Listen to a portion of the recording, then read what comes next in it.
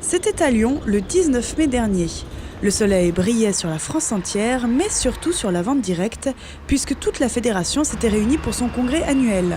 Bien sûr, on se retrouve pour travailler, bilan, rapport des commissions, mais les mines paraissent fatiguées.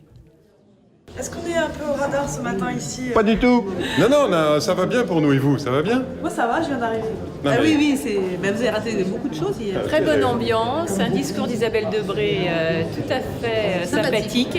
Vous avez raté l'annonce des très beaux chiffres et surtout un super discours de la sénatrice Isabelle Debré qui soutient la profession et qui a fait un discours remarqué hier soir lors du dîner. Ça s'est terminé en danse, tout le monde a dansé, c'était absolument extraordinaire. Il y avait un orchestre russe et toute la salle dansait, c'était fantastique. Certes, la FVD, c'est avant tout une fédération de gens qui aiment se retrouver, mais il s'agit quand même de réfléchir à l'avenir du secteur. Des ateliers de formation autour du développement durable, de l'e-learning, et puis c'est surtout l'occasion de faire le bilan de l'année qui vient de s'écouler.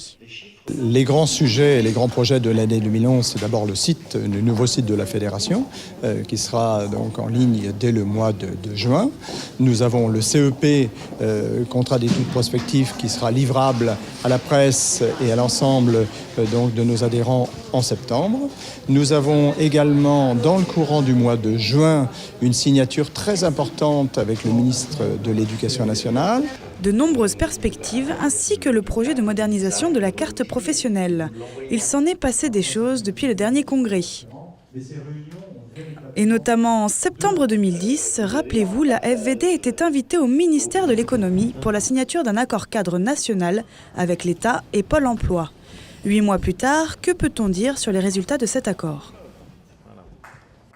En un an, les offres d'emploi qui ont été déposées dans le secteur ont progressé de près de 60% pour atteindre aujourd'hui plus de 50 000 offres d'emploi contre 35 000 offres l'année dernière. Donc de ce point de vue-là, les premiers mois de cet accord sont plutôt une réussite. On est dans une situation, la France, économique où les séquelles de la crise ne sont pas terminées. La chose la plus importante pour l'emploi, c'était de mieux faire connaître auprès de ses conseillers ce secteur d'activité. Ce secteur d'activité, il est complexe, complexe parce qu'on a en face de nous des entreprises de secteurs différents, qu'on a en face de nous des interlocuteurs différents, les statuts sont différents, les métiers sont nouveaux. Donc il est absolument nécessaire qu'on puisse travailler avec les conseillers de Pôle emploi, et c'est ce qu'on s'est efforcé de faire au niveau national, pour qu'ils connaissent mieux ce métier et qu'ils conseillent mieux les demandeurs d'emploi. 50 000 offres d'emploi donc, mais pas forcément tout autant de demandeurs convaincus. Pour ceux qui ont des a priori ou qui avaient pour habitude d'être salariés, les agences Pôle emploi et les réseaux de distribution doivent se tendre la main. C'est pourquoi cet accord cadre va être progressivement décliné en région et le Congrès fêtait la signature du premier accord régional avec le président de la région Rhône-Alpes.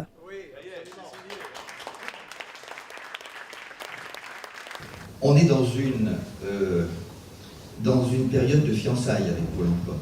On va apprendre à se connaître. Tout ne sera pas parfait du jour au lendemain. Et je demande vraiment à ce que les entreprises qui rencontrent des difficultés, et elles en rencontreront, avec une ou une autre agence de Pôle emploi, ou à ce qu'une agence de Pôle emploi rencontre des difficultés avec une entreprise, que ça remonte, et pour que ces difficultés qui ne pourront résulter probablement que d'absence d'information, que de malentendus, soient vite résorbées avant qu'elles ne prennent de l'ampleur. Voilà, c'est comme ça que nous réussirons. Le début d'une grande aventure, et cela commence plutôt bien avec l'annonce d'une augmentation du chiffre d'affaires de 7% et aussi une autre bonne nouvelle. La Fédération de la vente directe qui s'était engagée à créer 100 000 emplois, donc a créé sur l'année 2010 35 000 emplois. Donc nous ne sommes plus aujourd'hui à 265 000 personnes au sein de la Fédération de la vente directe, mais le chiffre officiel donc, que nous voulions annoncer aujourd'hui, et nous souhaitions vous l'annoncer, c'est 300 000 personnes qui sont au sein de notre fédération. Vous avez créé 35 000 emplois l'année dernière. Je crois que ça mérite des applaudissements.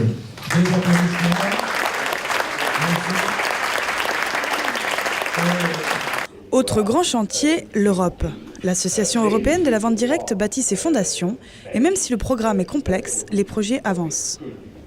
Il y a d'abord eu un événement important, en ce sens que l'association européenne a tenu son assemblée tout à fait récemment, le 9 mai, et elle a pris 2 décisions essentielles. L'une, c'est d'avoir un nouveau nom, de façon à marquer les changements qui étaient intervenus, la nouvelle dynamique qui a été introduite dans cette fédération, et elle s'appelle dorénavant CELDIA.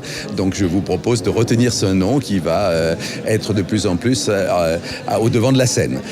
L'autre aspect, c'est le fait d'avoir défini un code européen avec un administrateur du code chargé de veiller à ce que ce code soit réellement appliqué dans l'ensemble des 27 pays du marché commun. Alors bien sûr, l'autre aspect, c'est les négociations qui sont toujours en cours, avec beaucoup de difficultés, avec beaucoup de personnes à rencontrer concernant la future directive européenne sur la vente directe. Là, nous sommes dans une situation complexe, difficile, dans laquelle d'ailleurs la France et les services officiels français jouent un rôle important, pas toujours très facile pour nous, mais indiscutablement, c'est là une perspective tout à fait essentielle pour l'avenir de notre profession. Quelles vont être les règles de protection du consommateur en Europe, en espérant, mais c'est pas gagné, qu'elles soient communes à l'ensemble des 27 pays européens. La rencontre fut aussi l'occasion de présenter les résultats d'une étude prospective menée par le cabinet d'études GEST et le CREDOC depuis la signature avec le ministère. L'enquête a montré que la vente directe était un secteur qui se développe rapidement, quelle que soit la conjoncture économique. En 14 ans, le nombre de vendeurs a été multiplié par 4 et atteint désormais près de 450 000 personnes. La vente directe répond à une évolution des attentes du consommateur. On a une classe de consommateurs qui est moins homogène dans ses attentes. Et il y a une autonomisation de l'individu en termes de choix de consommation. Ce que vous apportez au consommateur, c'est de la convivialité, du lien social, de la proximité. Ce consommateur a besoin d'être rassuré, parce qu'en même temps, d'un côté, il s'individualise, il devient autonome, mais en même temps, il est face à une multitude de produits et il est parfois un petit peu perdu. Donc je pense que vous répondez à ça également.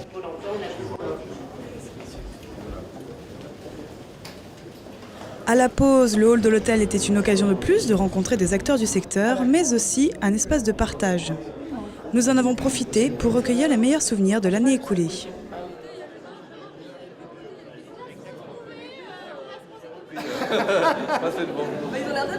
Ah là là là là, écoutez. Le meilleur souvenir pour cette année ?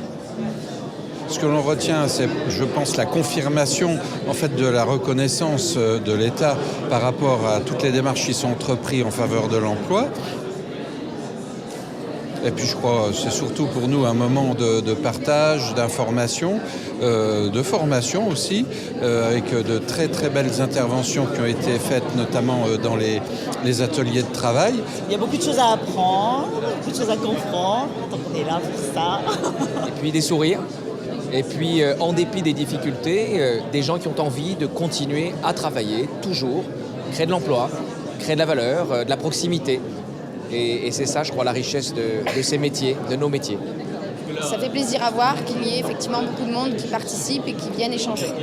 Le meilleur souvenir pour cette année Meilleur souvenir, la soirée d'hier soir, mémorable. Le meilleur est à venir.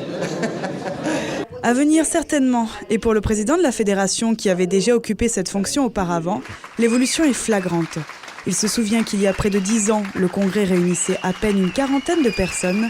Cette année, ils étaient 150 à se retrouver. Une grande fierté. Vous voyez le chemin parcouru depuis presque 10 ans. Et ça, c'est une grande fierté. C'est le travail des permanents, c'est le travail des entreprises. Et c'est un tout petit peu le travail du président et des présidents qui m'ont précédé. Un bilan pour le moins positif et la fédération attaque donc cette année supplémentaire avec beaucoup d'ambition. Le prochain congrès annuel aura lieu à Bruxelles et en attendant... La vente directe se porte bien.